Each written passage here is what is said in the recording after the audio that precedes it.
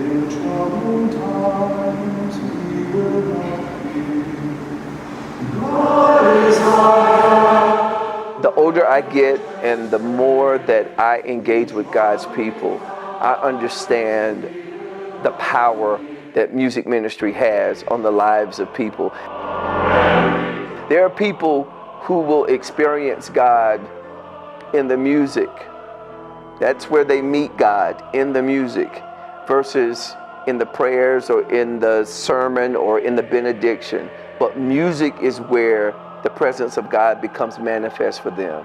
And for those people, it's important that the music that you present has the integrity and the justice, language, the sense of community, and all of the characteristics of God that can be named and seen and experienced and heard.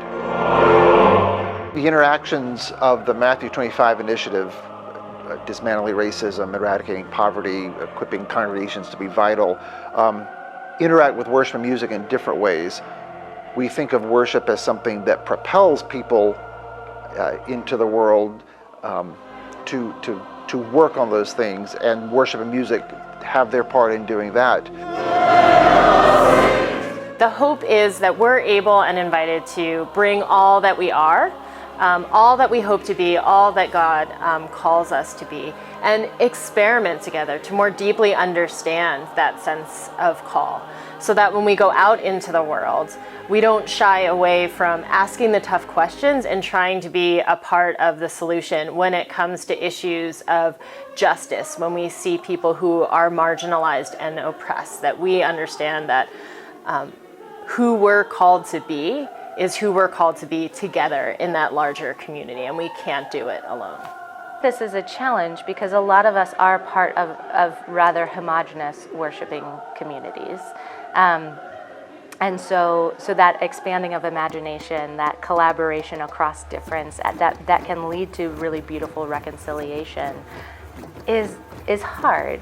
We miss out on the breadth and depth of God by limiting our possibilities to the things that we just like. We hear music and worship. We sing songs, and in various ways we think, well, that's how church sounds. That's how God sounds. That's the sung voice of Jesus. That's how the Spirit moves because of the sound of this instrument or the sound of this song or the words of this song. And when we hear other songs, and most of all when we take part in other songs, we are giving ourselves over to the possibility that maybe God sounds like other things that we didn't think. Maybe the church sounds like other things that we hadn't thought. It's important for all worship leaders and all pastors to strive to experience some expansive understanding and possibility of dialoguing with God outside of the things that we are most comfortable with. And music is a great way to do that.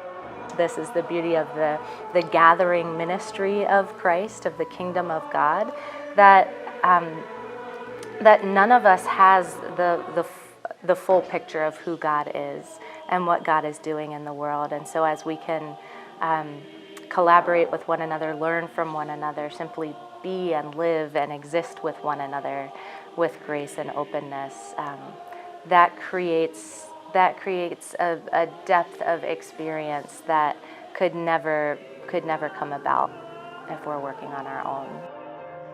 The text of Matthew 25 is so much about encountering Christ in unexpected places, in unexpected people. How do we allow the faces of the people around us to become the face of Christ, or to reveal to us the face of Christ? And then how do we seek to engage Christ in the other, engage that relationship? And I think that's what can start to lead to opportunities to expand the breadth of our worship experience and our engagement.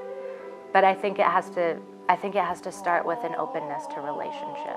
Singing songs from different origins, from different cultures and different languages and different musical styles.